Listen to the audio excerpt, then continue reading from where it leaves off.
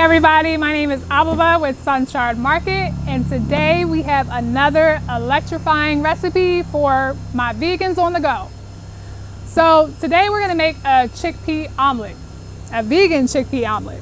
When I started to transition to vegan, which was about a few years ago, I was craving some eggs. Okay, I gotta confess, I was craving for some eggs.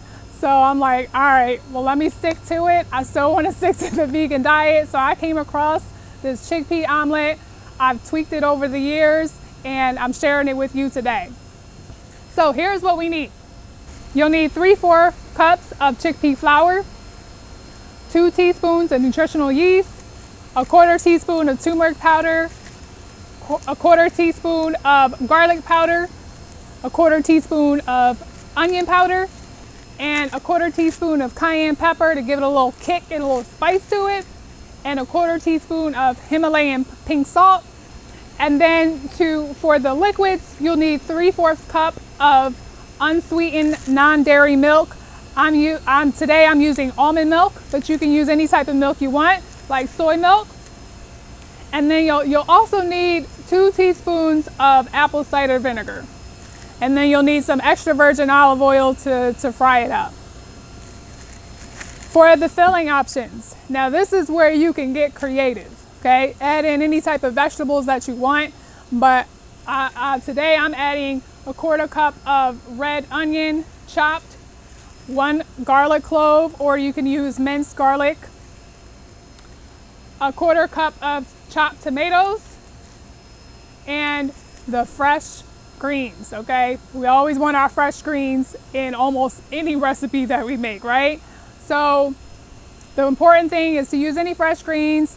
Today I'm using Swiss chard.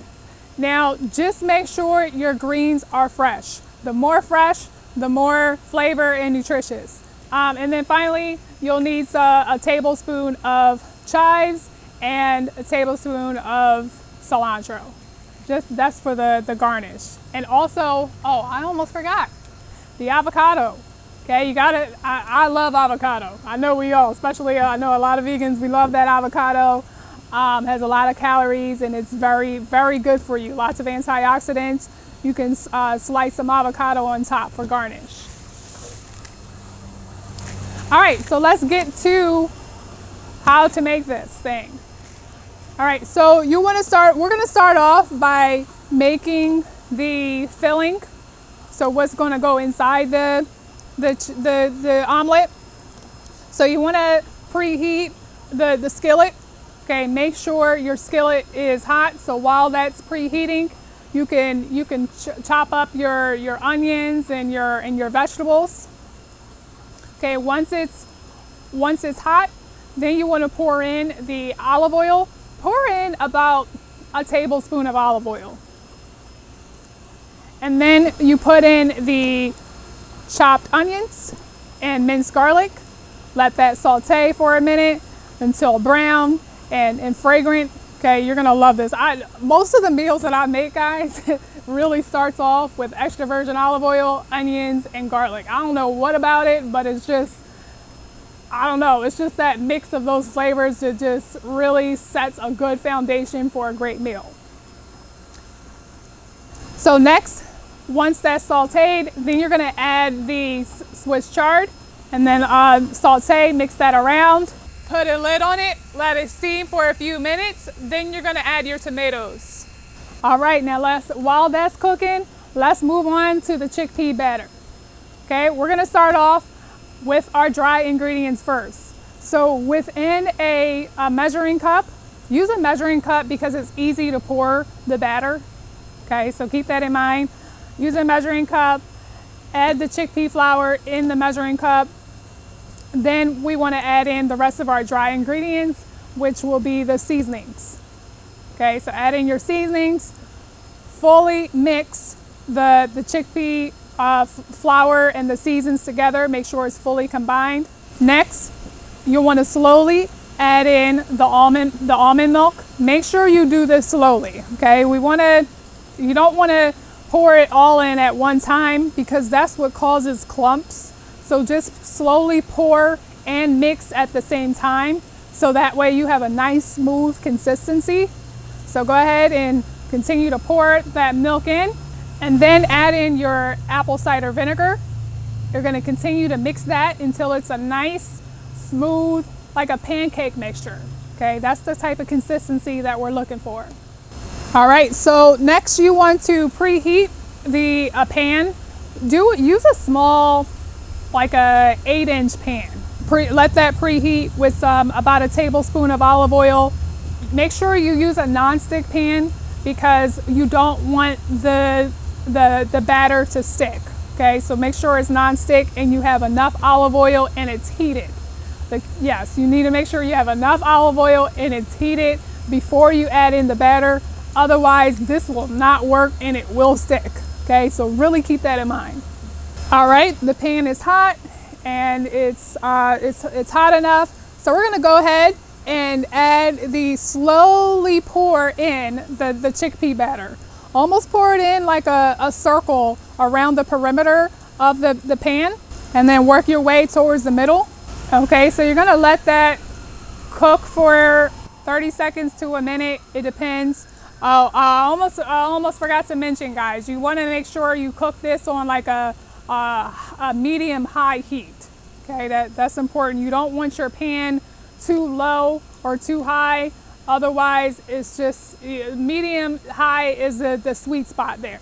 Now you're gonna go ahead and flip the omelet. You really wanna make sure first that you can kind of use a spatula to lift around the edges, because you don't wanna flip it too early, otherwise it will stick. So just kind of wait for those bubbles. And also look around the edges to make sure it's kind of curling up a little bit. When you see both bubbles and the edges start to curl up a little bit, that means it's ready to flip. And also, I like to take a little sneak underneath, use the spatula and kind of lift it up just a little bit to see if it's golden brown underneath. Once you see that, you can start to shove the spatula slowly underneath and then flip it over.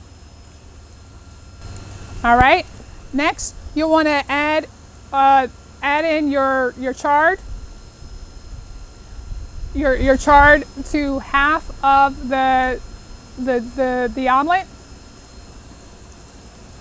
And then you're gonna wait about 15 seconds or so, and then you're going to fold it gently in half. Okay, fold it gently in half. Then you're going to put a lid on it to steam it. Okay, that's really important because it is chickpea flour. If you ever tasted it plain, I don't know if you ever would, but I have, and it has a little bite to it. Doesn't taste that great, so you want to make sure you cook this thing thoroughly. Okay, so put a lid on it. Put the pan on simmer for about 3 minutes or so, 3 to 5 minutes. Turn the knob down to about a low, medium. Turn it down to low, okay? Because you don't want to burn it. You just want it to steam. Because at this point, it already has that texture that you want, but you just want it to cook thoroughly inside. All right, so great. So take a look at that thing. That looks really good. So let's go ahead and transfer that omelet and move it from the pan to your plate. And now it's time for the garnish. Okay, you're gonna add in your chives. You can put the chives on top or inside, whichever you prefer. I put it inside. The important thing is I don't like to cook the chives because it starts to lose the flavor. I love that chives garlicky, oniony flavor because it just a little bit, it tastes really good. So I like to eat fresh chives and use it as a garnish. So we're also going to put avocado, garnished avocado on top. So you can cut it in small slithers and put it on top. And then you add in the cilantro and the little extra tomatoes on top just for that flavor and color. And do some hot sauce. Add a little hot sauce to it, okay? So I use this sweet habanero sauce. Oh my gosh. It's so good and it's a great complement to this vegan omelet. It really brings out a lot of flavors. So it's just a combination of spicy and sweet. So I kind of drizzle a little bit on top, or you can put it on the side for dipping, but it's really good. This is a great recipe, vegan chickpea omelet for my vegans on the go, okay, that still likes the nutritious and delicious meals.